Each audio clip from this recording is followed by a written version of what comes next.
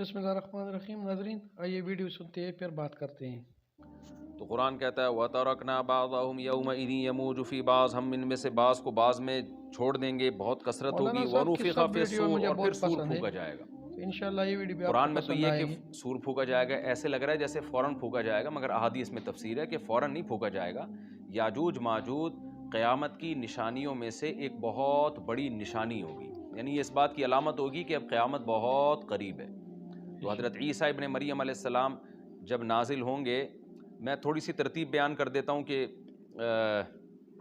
जो क्योंकि बात याजूज माजूज की चल रही है, तो उससे मुंसलिक जो वाक़यात हैं जो उस दौर में होंगे, वो भी मैं इसी लेक्चर के ज़िमन में बयान कर देता हूँ। हमें सही हदीस से ये पता चलता है कि क़ुर्ब क़यामत में जब मुसलमान बहुत कसमा पुरसी में होंगे, तो खुरासान से लश्कर उठेगा। खुरासान ये अफ़गानिस्तान और ईरान का हिस्सा, इस इलाके को नबी सल्लल्लाहु अलैहि वसल्लम के दौर में खुरासान कहा जाता है, जिसमें कंदहार भी आता है, ईरान का भी हिस्सा आता है इसमें। तो यहाँ से लश्कर उठेगा, मुजाहिदीन लड़ेंगे, बहुत बड़ी तादाद में दुनिया में जिहाद होगा, क्योंकि मुसलमान जुल्म की चक्की में पिस के तंग आ चुके होंगे, और लड़ते लड़ते हदीस में आता है इतनी बड़ी बड़ी लड़ाइयाँ होंगी कि 1/3 मुसलमान शहीद हो जाएंगे उसमें, 1/3 मुजाहिदीन जो लड़ने वाले होंगे, और 1/3 जो होंगे वो मैदान जंग से भाग जाएंगे, और 1/3 को अल्लाह फ़तह अता फरमाएगा। तो जो 1/3 मैदान जंग से भाग जाएंगे, नबी सल्लल्लाहु अलैहि वसल्लम ने फरमाया उनकी तौबा कभी कबूल नहीं होगी। जो 1/3 शहीद हो जाएंगे वो अफजल तरीन शुहदा होंगे उस वक्त के, और 1/3 को अल्लाह ताला गलबा अता फरमाएंगे। एक वाक़या तो हमें क़ुर्ब क़यामत में नबी सल्लल्लाहु अलैहि वसल्लम से ये मिलता है, सही हदीस से। दूसरा हमें ये मिलता है कि क़ुर्ब क़यामत ही में मुसलमान कसमा पुरसी का शिकार होंगे, तो तलाश करेंगे हज़रत महदी को, क्योंकि हज़रत महदी वो शख्सियत हैं जिन पे तमाम नेक लोग जमा हो जाएंगे, और वो मुसलमानों की मैदान जंग में कमांड करेंगे, जिहाद में कमांड करेंगे। तो उनको बैतुल्लाह में तलाश किया जाएगा। वो रसूलुल्लाह सल्लल्लाहु अलैहि वसल्लम की औलाद में होंगे, और लोग उनको पहचान लेंगे, अहलुल्लाह पहचान कर उनको अपना अमीर बनाएंगे, और उनकी क़यादत में फिर लड़ाई और जिहाद शुरू होगा। और ये लड़ाई जब दिमिश्क में लड़ाई हो रही होगी, तो दिमिश्क में असर की नमाज के वक्त हज़रत महदी, मैंने जो ये कहा कि दिमिश्क में लड़ाई हो रही होगी, मकसद ये नहीं है कि दिमिश्क कोई मैदान जंग बना हुआ होगा, मकसद ये है कि वो मुजाहिदीन का लश्कर दिमिश्क में होगा असर की नमाज के वक्त। लड़ाई चाहे किसी और मैदान में हो रही हो, लेकिन हदीस में हमें दिमिश्क का तस्करा मिलता है। तो दिमिश्क में हज़रत शाम का तस्करा मिलता है, और जो क़राइन हमें मिलते हैं वो दिमिश्क की एक ख़ास मस्जिद है। वो मस्जिद हज़रत मुफ्ती तक़ी उस्मानी साहब और मुफ्ती रफ़ी उस्मानी साहब ने उसको हाईलाइट भी किया, लेकिन वो यकीनी नहीं है, ये खूब समझे, उन्होंने उसका भी तबसरा किया है कि इसके बारे में कोई यकीन नहीं है। तो हज़रत महदी असर की नमाज पढ़ा रहे होंगे, लोग इमामत में आपके पीछे खड़े होंगे, यहाँ तक कि मस्जिद के मीनार पर आज भी वो मीनार मौजूद है, जिसके बारे में गालिब गुमान है कि ये वो मीनार है जहाँ हज़रत ईसा अलैहिस्सलाम नाजिल होंगे। गालिब गुमान के दर्जे में कहा जा सकता है, वरना फिर उसी के अड़ोस पड़ोस में कोई मस्जिद होगी।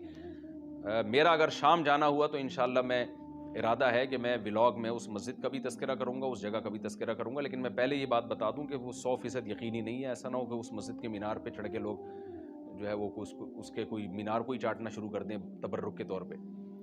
तो असर की नमाज का टाइम होगा, हज़रत ईसा इब्न मरियम अलैहिस्सलातु वस्सलाम फ़रिश्तों के कंधों पे हाथ रख के नीचे उतरेंगे नमाज के टाइम पे, यानी आसमान से मीनार तक आएंगे, और फिर मीनार से आपके लिए सीढ़ियाँ लगाई जाएंगी।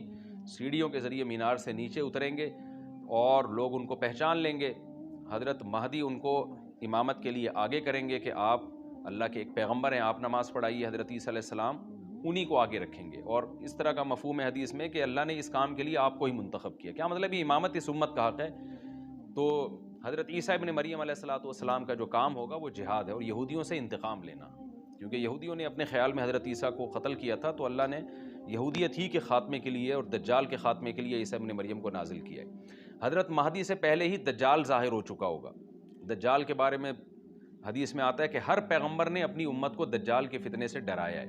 अच्छा, ये दज्जाल एक ऐसी शख्सियत है जिसका यहूदी इंतज़ार हमसे ज़्यादा कर रहे हैं, क्योंकि यहूदी उसको अपने लिए निजात दहिंदा समझते हैं, जबकि हदीस में आता है कि दज्जाल काना होगा और उसका खुदाई का दावा होगा, उसके पास कुछ ऐसी ताकतें होंगी کہ مردے کو زندہ کر دے، زندہ کو مار دے، ایک طرف اس کے باغ ہوگا، ایک طرف اس کے آگ ہوگی، جو اس پر ایمان لائے گا اس کو باغ میں داخل کرے گا، اور جو اس پر ایمان نہیں لائے گا اس کو آگ میں داخل کرے گا۔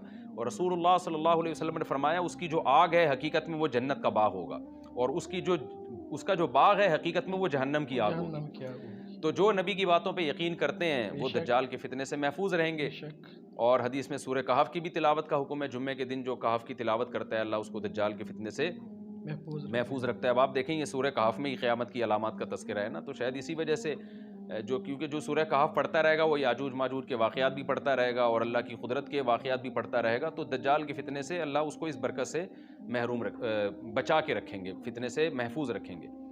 تو وہ ایسی ایسی طاقتیں دکھائے گا، بے وقوف لوگ اس پہ ایمان لے آئیں گے۔ حدیث میں آتا ہے کہ کاڑا کبھی بھی خدا نہیں ہو سکتا، یعنی اس کی تو ایک آنکھ ہوگی نہیں، لیکن بے وقوف لوگ اس کے یہ کچھ ظاہری کمالات دیکھیں گے، یہ نہیں دیکھیں گے کہ یہ تو شکل بھی اس کی اچھی نہیں ہے، یعنی خدا کم از کم جمال والا ہوتا ہے نا، یہ تو ہے بھی کانا، اور اس کے بڑا بڑا کافر بھی لکھا ہوا ہوگا واضح طور پر جس سے پتہ چلے گا۔ لیکن احمق اور بیوقوف لوگ جیسے روحانی عاملوں کے کچھ شعبدے دیکھ کر ان پہ سے متاثر ہو جاتے ہیں نا، روحانی عاملوں کے شعبدے دیکھ کے، تو ایسے ہی دجال کے شعبدے دیکھ کے متاثر ہوں گے۔ تو بہت لوگوں کو، خلقت کو، بہت بڑی امت کو گمراہ کرے گا دجال، اہل اللہ کو اللہ تعالیٰ اس کے فتنے سے محفوظ رکھے گا۔ پھر حضرت عیسیٰ ابن مریم جب نازل ہوں گے تو وہ دجال کو قتل کریں گے۔ حدیث میں آتا ہے کہ نیزے کے ذریعے گھوڑے پہ بیٹھ کے قتل کریں گے۔ علماء نے اس حدیث کا دو مطلب بیان کیے ہیں کہ یا تو اس کا مطلب یہی ہے کہ واقعی گھوڑے پہ بیٹھیں گے، نیزہ استعمال کریں گے، زمین جو ہے وہ اتنی پہلے اس سے جنگیں ہو چکی ہوں گی کہ لوگ دوبارہ تلواروں گھوڑوں کی طرف آ جائیں گے۔ اس بات کا امکان ہے، ہر ملک ایٹمی طاقت بن چکا ہے، تو اگر یہ ایٹم بم سارے ملک آپس میں چلا دیں تو ہم دوبارہ گدے گھوڑوں والی زندگی پر آ جائیں گے، ٹیکنالوجی ساری تباہ و برباد ہو جائے گی، انسان کی ترقی۔ تو اس بات کا بھی امکان ہے کہ کوئی اس سے پہلے ہو سکتا ہے کوئی ایسی جنگ عظیم ہو کہ انسانیت دوبارہ پہاڑوں پتھروں کے دور میں آ جائے۔ لیکن ظاہر یہ معلوم ہوتا ہے کہ رسول اللہ صلی اللہ علیہ وسلم نے جو کلام کیا ہے، ظاہر ہے اس دور کے لحاظ سے جو لوگوں کے جہاں تک جو لوگوں کی مینٹل اپروچ ہے وہاں تک، تو نبی صلی اللہ علیہ وسلم میزائل یا اور ٹینکوں کا تذکرہ کرتے تو کیا سمجھ میں آتا؟ تو گھوڑے سے مراد ہے جو اس زمانے کا گھوڑا ہوگا، اور نیزے سے مراد ہے اس زمانے کا جو اسلحہ ہوگا، کیونکہ نیزہ نبی کے دور کا ایک مناسب اسلحہ تھا اور گھوڑا نبی کے دور کی میدان جنگ کی ایک مناسب سواری تھی۔ تو اس سے یہ بھی پتہ چلتا ہے کہ ہو سکتا ہے عیسیٰ ابن مریم نیزے کے بجائے کلاشنکوف کا استعمال کر لیں، تو یعنی وہ نیزہ جو ہے وہ اس کلاشنکوف کی یا جو بھی اسلحہ اس وقت حضرت عیسیٰ ابن مریم استعمال کریں گے اس کی ایک تعبیر ہے، تو اس کا بھی پورا امکان ہے۔ تو ہمیں بہرحال اتنا ایمان ہمارے لیے ضروری ہے کہ دجال کو قتل کرنے والی جو ذات ہے، جو شخصیت ہے، وہ عیسیٰ ابن مریم علیہ السلام ہے۔ تو حضرت عیسیٰ کے ذریعے اللہ تعالیٰ دجال کو قتل کریں گے، اور حضرت عیسیٰ کی قیادت میں زبردست جہاد ہوگا۔ حدیث میں آتا ہے کہ عیسیٰ ابن مریم اس دنیا کو امن سے بھر دیں گے، اتنا امن ہو جائے گا اور اتنی مالی فراوانی ہوگی، اتنی مالی، کیونکہ دنیا میں مال بہت ہے، ڈسٹریبیوشن صحیح نہیں ہے، جو تقسیم ہے نا مال کی وہ ظالمانہ ہے، جس کی وجہ سے غریب سے غریب تر ہے، امیر سے امیر تر ہے۔ حضرت عیسیٰ ابن مریم ایسا نظام قائم کریں گے کہ جس سے مال کی صحیح تقسیم، اور لوگ اٹھیں گے زکوٰۃ کا مستحق تلاش کریں گے اور لوگوں کو زکوٰۃ کا مستحق نظر نہیں آئے گا، غریب تلاش کرنا مشکل ہو جائے۔ تو ناظرین، آپ نے مولانا صاحب کی بات سنی ہے۔ مولانا صاحب کے بیانات میں بہت شوق سے سنتا ہوں اور کوشش یہ ہوتی ہے کہ آپ لوگوں کو بھی سناؤ، کیونکہ اس میں ایک واقعے میں اس نے 3 واقعے بیان کیے ہیں۔ ماجوج کا واقعہ بھی بیان کیا، حضرت عیسیٰ علیہ السلام کا واقعہ بھی بیان کیا ہے، اور ساتھ میں دجال کا بھی واقعہ بیان کیا ہے۔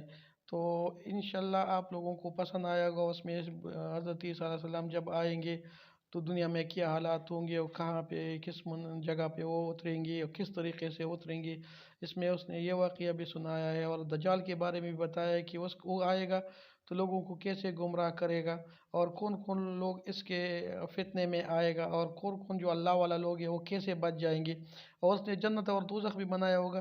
لیکن جس لوگوں کو دوزخ میں ڈالے گا، ظاہر ہے وہ اس کی فرمانبرداری نہیں کرے گا تو وہ دوزخ میں ڈالے گا، آگ میں ڈالے گا، مطلب اس کا دوزخ ہوگا، آگ ہوگا، تو وہ جنت ہوگا ان لوگوں کے لیے۔ اور جو جنت میں ڈالے گا، جو اس کے چمچہ گیری کرے گا اور اس کی طرفداری کرے گا، تو اس کو وہ دوزخ بن جائے گا، آگ بن جائے گا۔